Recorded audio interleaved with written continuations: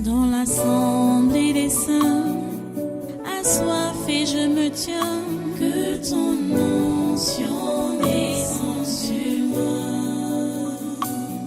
Conscient que mon destin est dans le creux de ta main, que ton onction descende sur moi. Je suis disposé, assoiffé, que ton onction descende sur moi. Je suis disposé, assoiffé, que ton onction descende sur moi.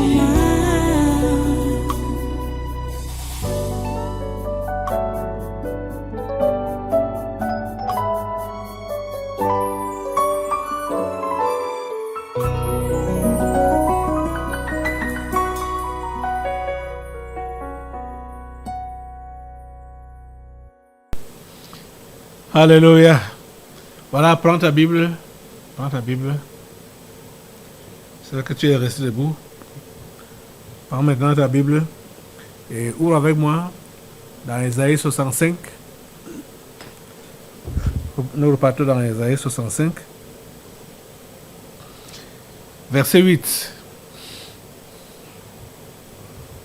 Donc c'est la suite. Nous allons continuer aujourd'hui avec notre message de jeudi passé. Ésaïe 65, verset 8, qui dit « Ainsi parle l'Éternel, quand il se trouve du jus dans une grappe, on dit, ne la détruis pas, car il y a là une bénédiction. J'agirai de même pour l'amour de mes serviteurs, afin de ne pas tout détruire. » Prions le Seigneur. Seigneur Dieu, toi fois saint, nous te remercions pour ta parole de ce jour. Nous prions, Seigneur, que tu donnes à tes enfants les oreilles des disciples, les cœurs des disciples. Donne-leur de comprendre ta parole. Donne-leur de l'appliquer dans leur vie, ô Dieu. Que la grande oreille soit coupée au nom de Jésus. Que tous les blocages soient enlevés, détruits au nom de Jésus. Merci Seigneur pour l'accès libre pour ta parole. Au nom puissant de Jésus, nous avons prié. Amen. Voilà, prenez place dans cette présence et soyez tous les bienvenus à ce congrès du surnaturel du 28 avril 2024.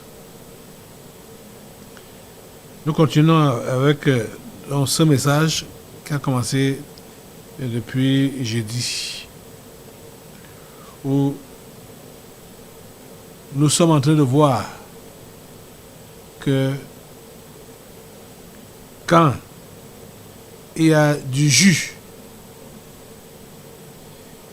dans une grappe, elle ne doit pas être détruite. Parce que nous sommes en train de parler de porter le fruit. Alors, je t'ai posé la question jeudi passé que entre nous,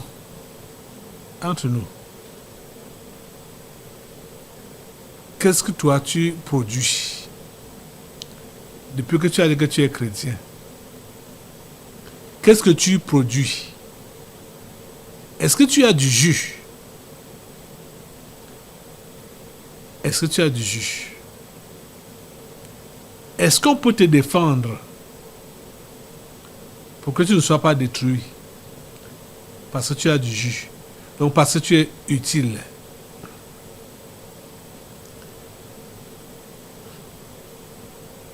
Dans la chrétienté, est-ce que tu es utile? Dans la société même, est-ce que tu es utile? Donc tu peux répondre à cette question-là. Tu sers à quoi?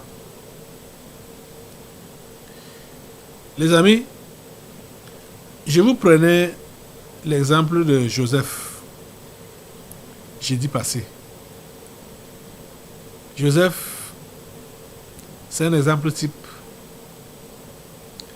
C'est-à-dire, il suffisait qu'il soit présent quelque part. La bénédiction suit. Juste sa présence, la bénédiction suit. Parce que Dieu est avec lui. Est-ce que Dieu est avec toi?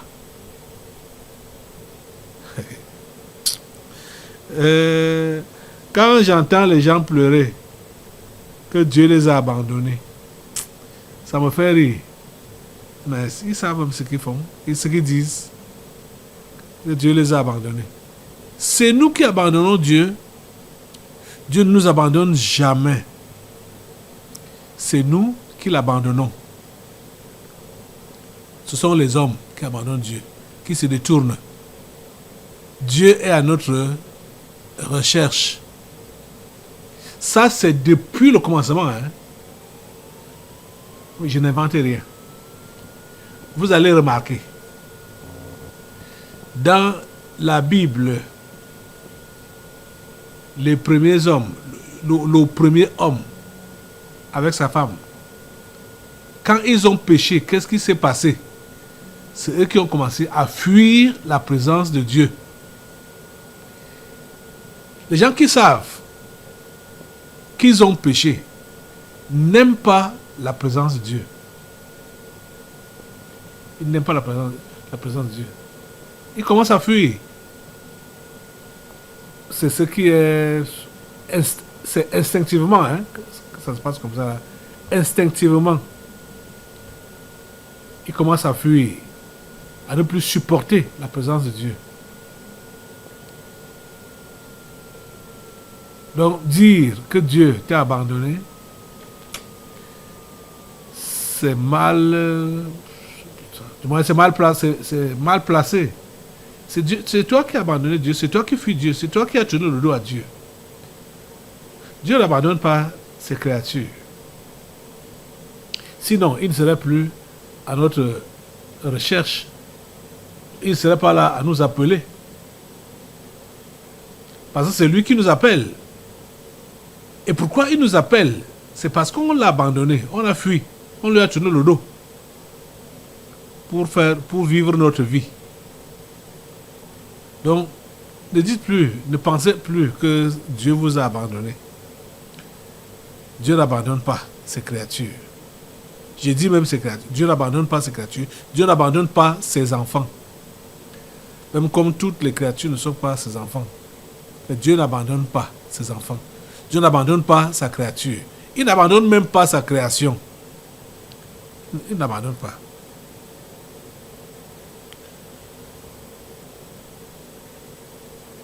Quand tu es avec Dieu et Dieu est avec toi, tu es un sujet de bénédiction.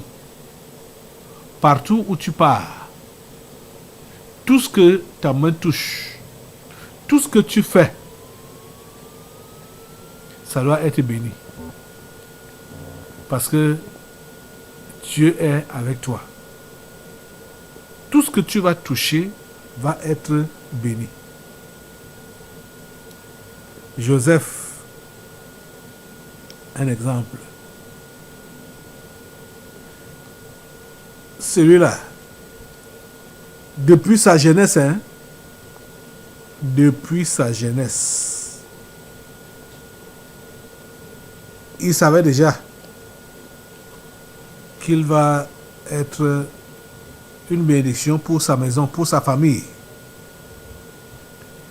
Et c'est ce qui s'est passé. Il avait la suprématie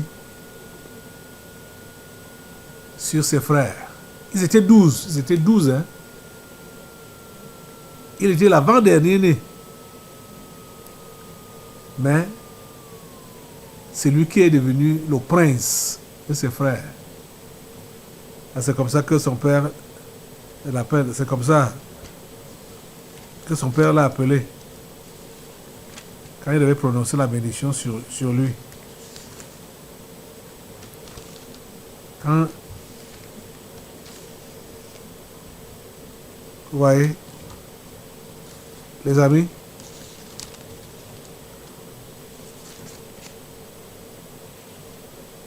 Voyons un peu.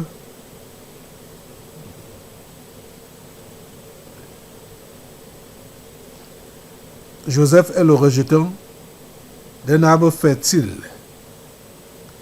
C'est Genèse 49, la bénédiction que son père a prononcée sur lui.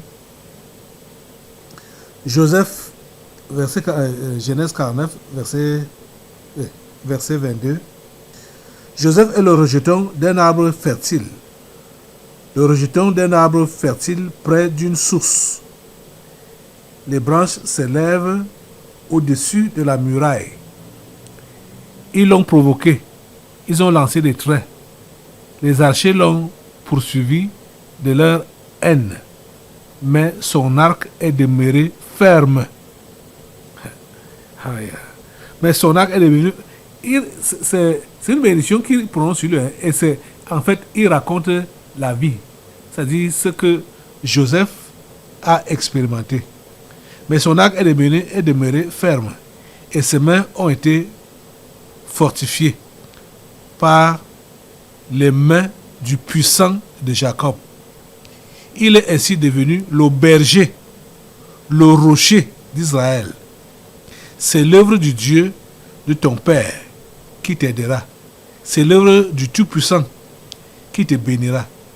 Des bénédictions des cieux en haut, des bénédictions des eaux en bas, des bénédictions des mamelles et du sein maternel.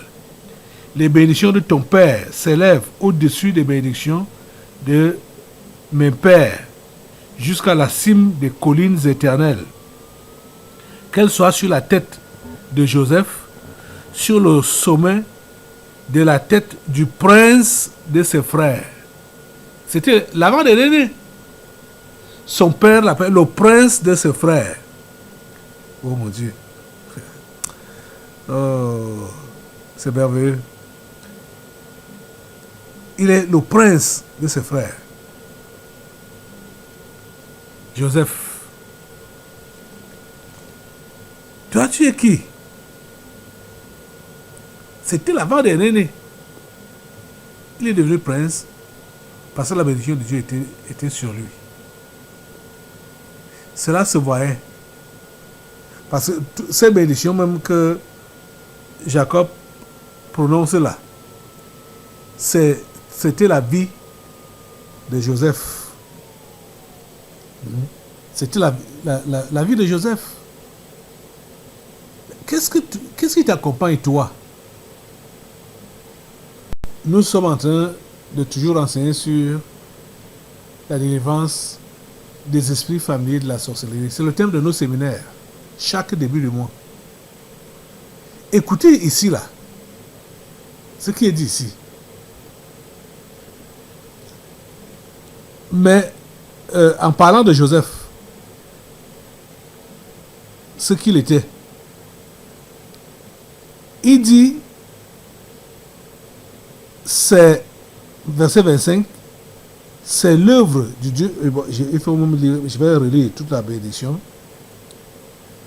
Joseph est le rejeton d'un arbre fertile. Le rejeton d'un arbre fertile près d'une source. Les branches s'élèvent au-dessus de la muraille. Le rejeton d'un arbre fertile près d'une source. Toi, tu es quoi? Un arbre sec? Tu es un arbre sec? Beaucoup sont des arbres secs. Tu es quel rejeton? Le rejeton de quel arbre? Verset 23. Ils l'ont provoqué. Ils ont lancé des traits. Les archers l'ont poursuivi de leur haine. Donc, la haine ne peut rien contre toi quand tu es béni de Dieu. La haine ne peut rien contre toi quand tu es béni de Dieu. Verset 24.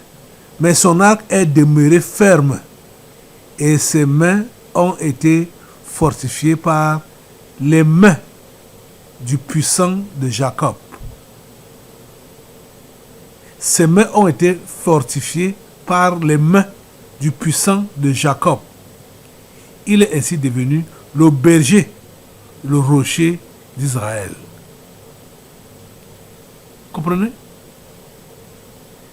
Et c'est quoi? C'est l'œuvre du Dieu de ton Père qui t'aidera.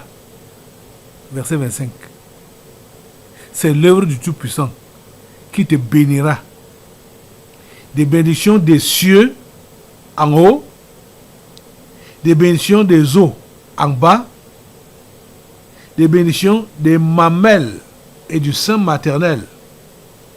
Allez, quand je lis les bénédictions de Joseph, je vois ma vie sur ça.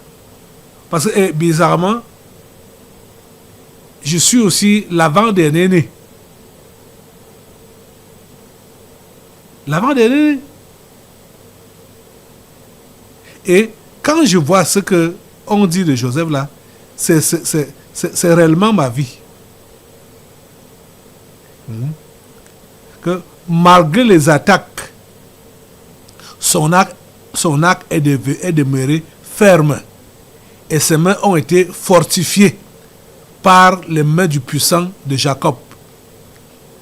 Il est ainsi devenu le berger, le rocher d'Israël. Vous voyez? Oh mon Dieu. Verset 26.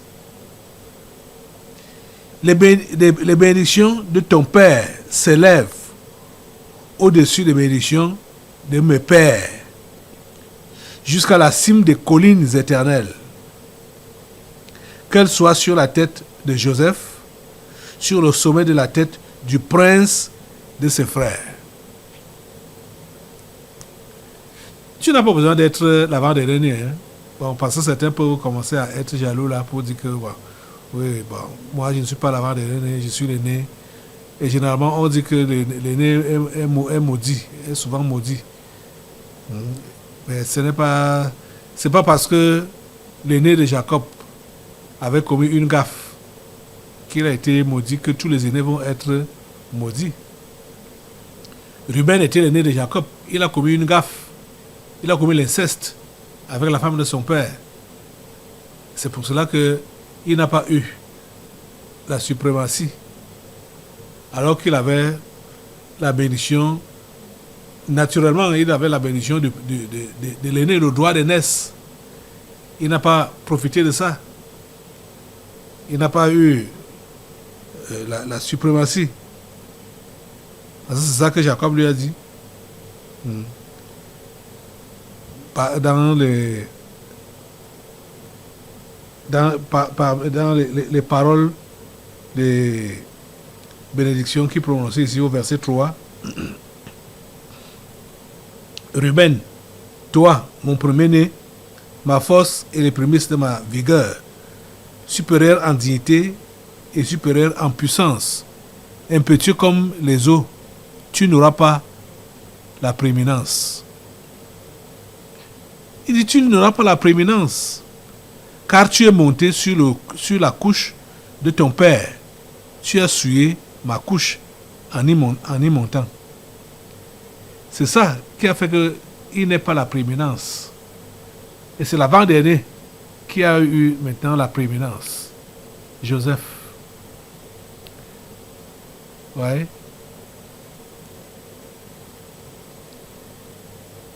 Je vais te demander qu'est-ce qui te poursuit ou qu'est-ce qui est accroché à toi? Qu'est-ce que toi tu apportes là où tu vas? Qu'est-ce que tu apportes? Il y a des gens, je vous assure, qui sont maudits. Et ça, c'est depuis leur enfance. Hein? Je ne sais pas d'où vient la malédiction. Mais si tu dis que tu as cru, tu devrais briser cette malédiction-là.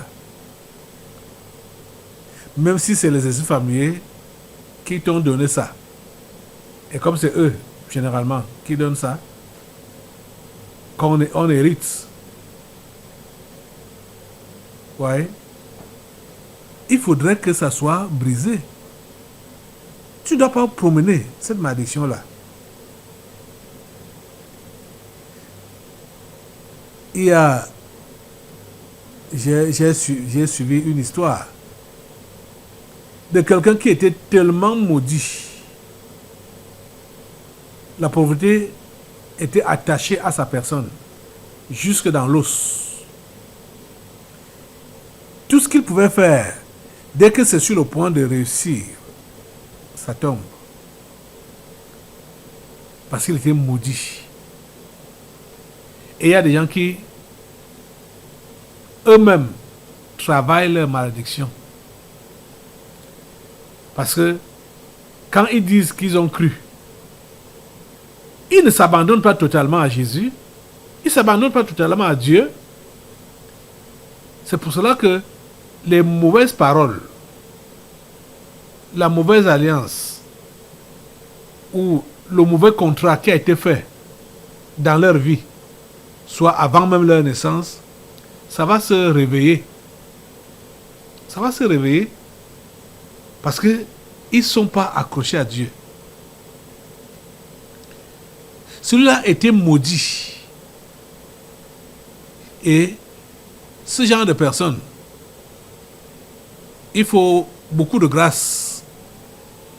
Beaucoup de grâce. Là, il faut, toi qui vas approcher ce genre de personnes, tu dois avoir beaucoup de grâce pour ne pas aller perdre ta vie à côté de lui. Il a eu des contacts jusqu'en Europe. Il a eu même un partenaire qui a fait le déplacement pour venir.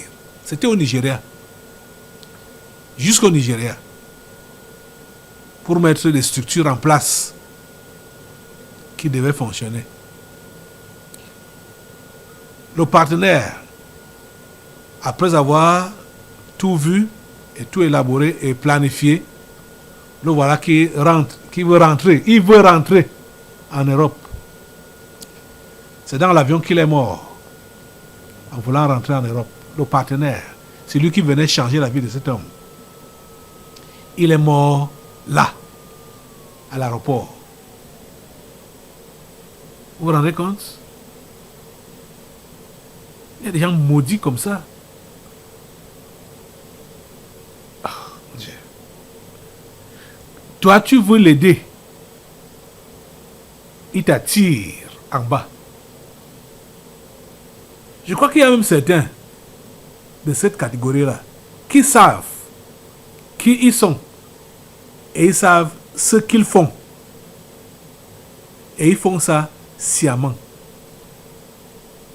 C'est-à-dire ils savent qu'ils sont maudits. Eux-mêmes, ils ont constaté ça. Mais ils ne font pas d'effort. Ils ne font rien pour changer, pour que ça s'arrête.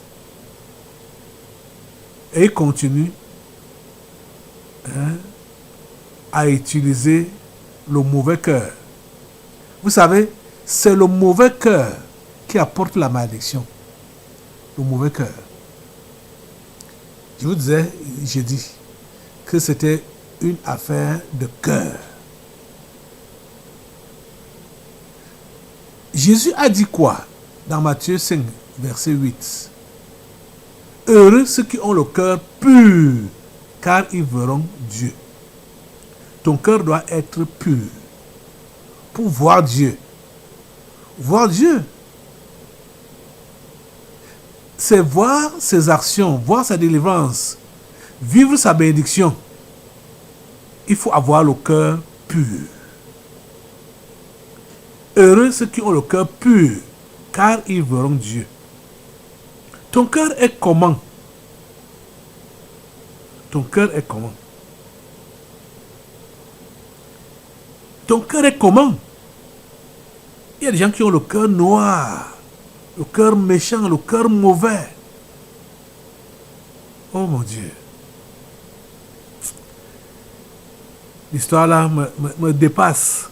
C'est-à-dire quand je peux imaginer que quelqu'un n'aime pas quand l'autre rit à côté de lui. C'est-à-dire quand une autre personne est contente à côté de lui, il n'est pas à l'aise. Quand une personne est bénie à côté de lui, il n'est pas à l'aise, il n'est pas content. Vous savez, j'ai chassé une fille comme ça ici, là. La fille, là, elle manifestait même sa haine, là, vis-à-vis des gens. Juste à l'exprimer. Okay. Je dis, mais ça, c'est quoi ça? Ça, c'est la chrétienté.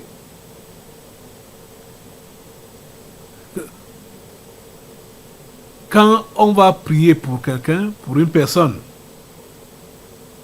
dit que voilà, ce n'est que pour lui qu'on prie. On ne parle que de lui.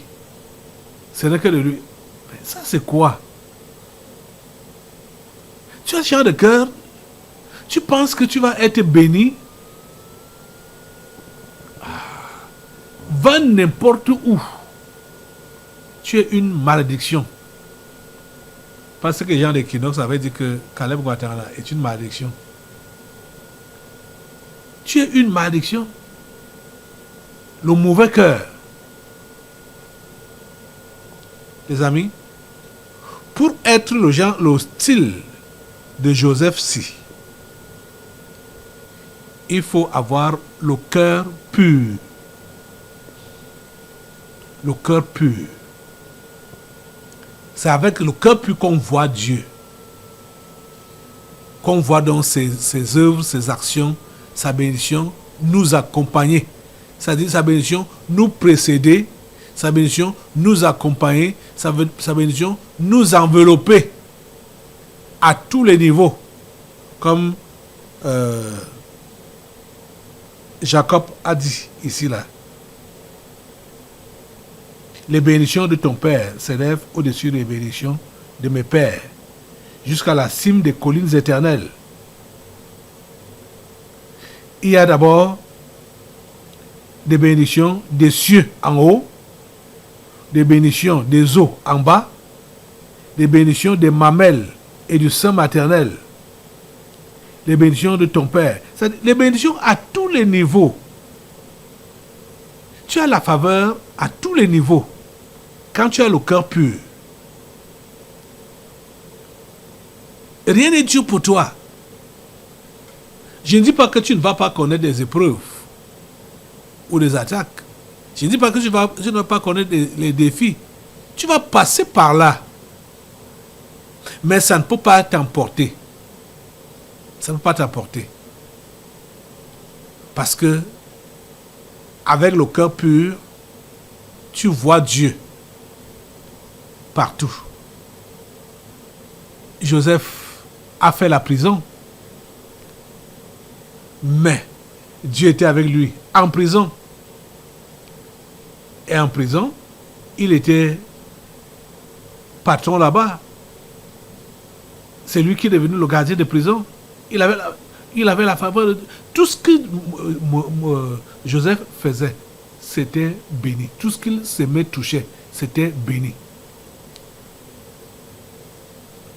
Voyez,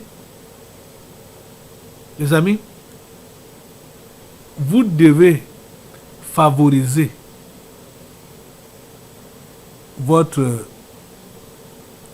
vie,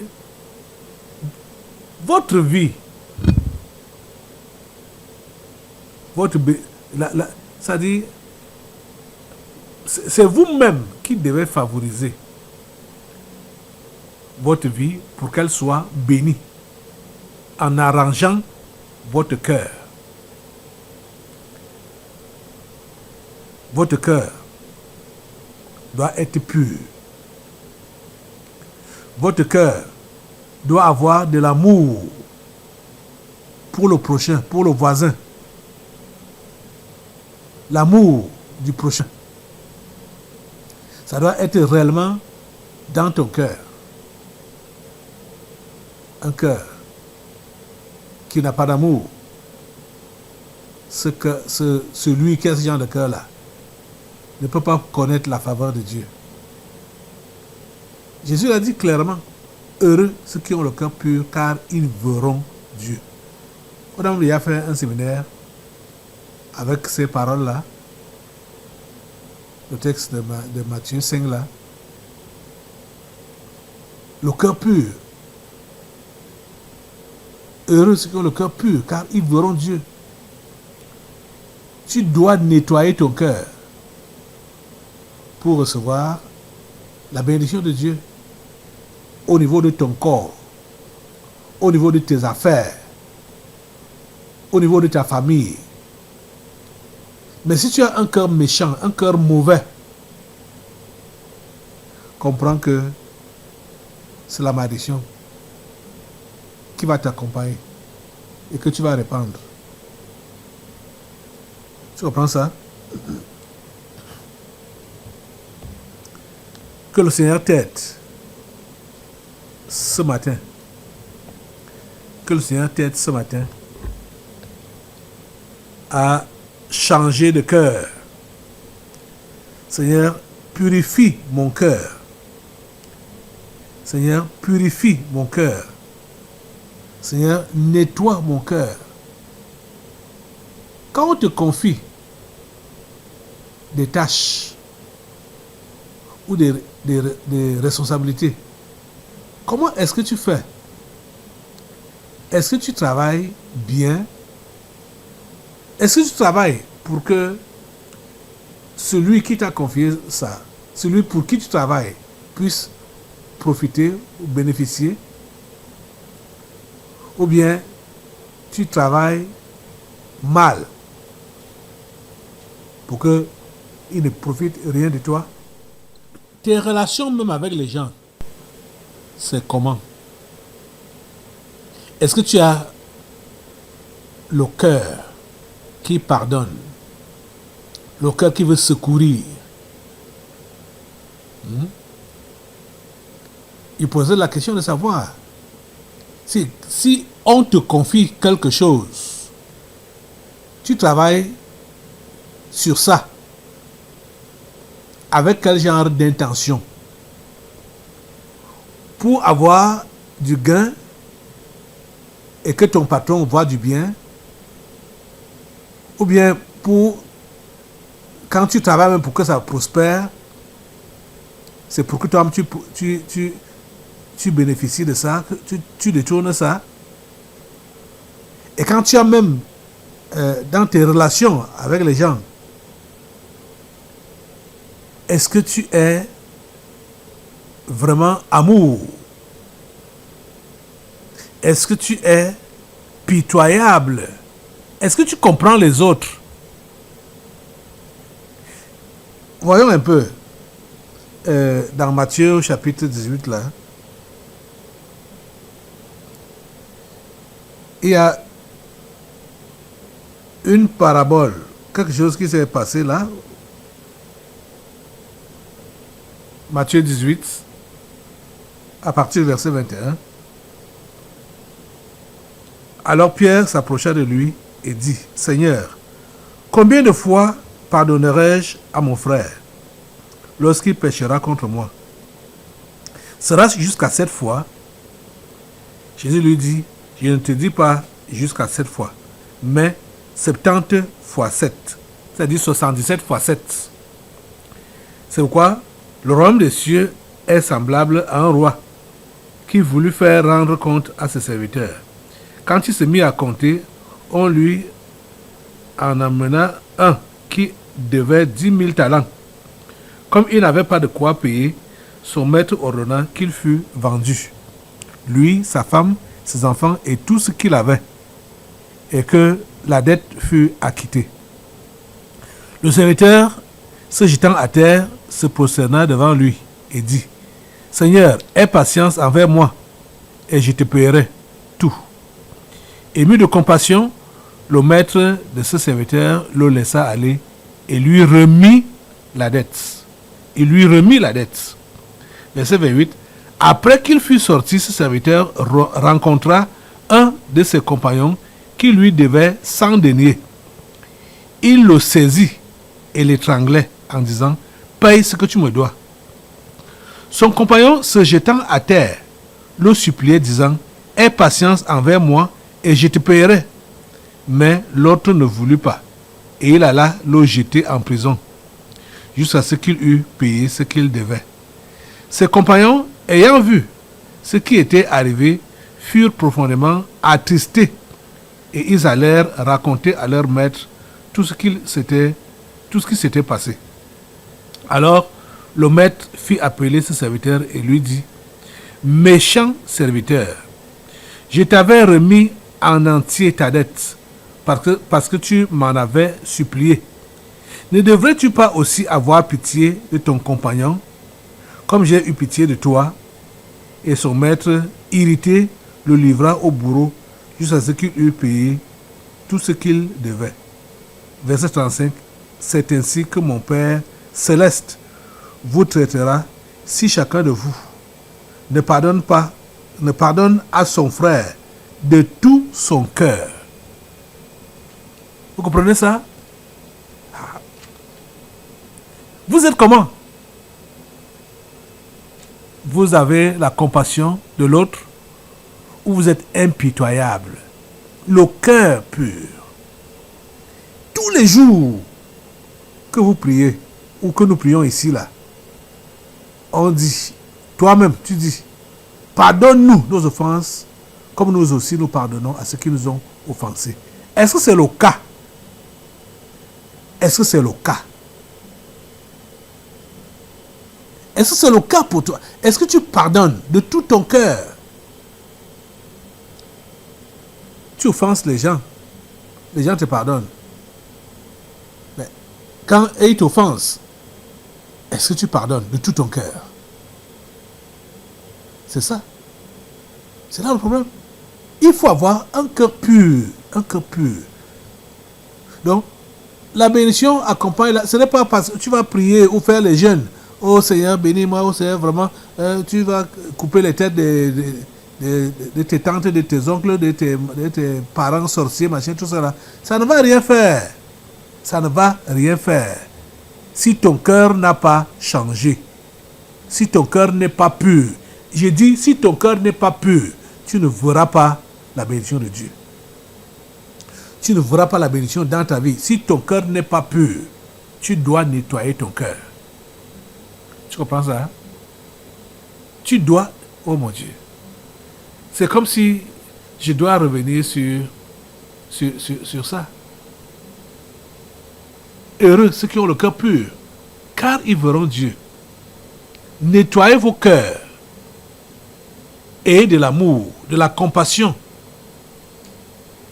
et de la patience pour les autres. Seigneur, aide ces gens. Lève-toi. Implore la grâce de Dieu. Lève tes mains au ciel et demande à Dieu de nettoyer ton cœur.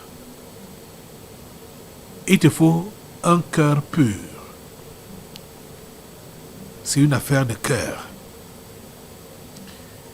Seigneur, nettoie mon cœur pour que je puisse te voir dans ma vie, dans ma maison, dans mes affaires. Nettoie mon cœur, Seigneur. Nettoie mon cœur, Seigneur. Au nom puissant de Jésus. Amen. Voilà, prends place. Nous allons maintenant passer aux délivrances prophétiques. Dans l'assemblée des saints, assoiffé je me tiens, que ton onction descende sur moi. Conscient que mon destin est dans le creux de ta main, que ton onction descende sur moi. Je suis disposé, assoiffé. Assoiffé, que ton onction